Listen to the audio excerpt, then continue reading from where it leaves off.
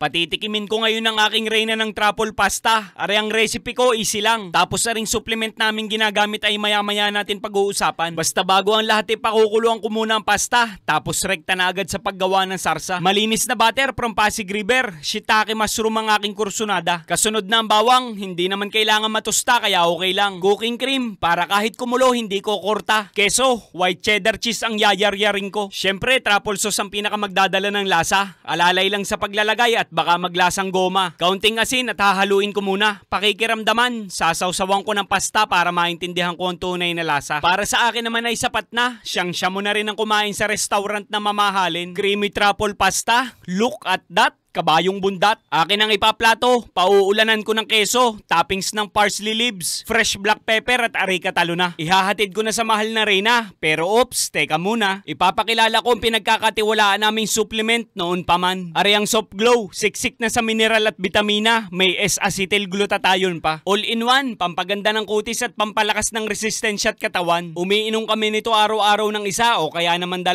kapsula. Sa tagal ko naman ang ginagamit are kaya subok na subok ko na. Bibili mo ito sa Yellow Basket ko o sa mga online stores na ipapaskil ko sa mga komento sa ibaba. Ano pang hinihintay mo? Ang Soft Glow mo yung umpisahan mo na. At ikaw na mismo ang humusga sa dami ng magandang benepisyong makukuha mo sa kanya. Ay inang!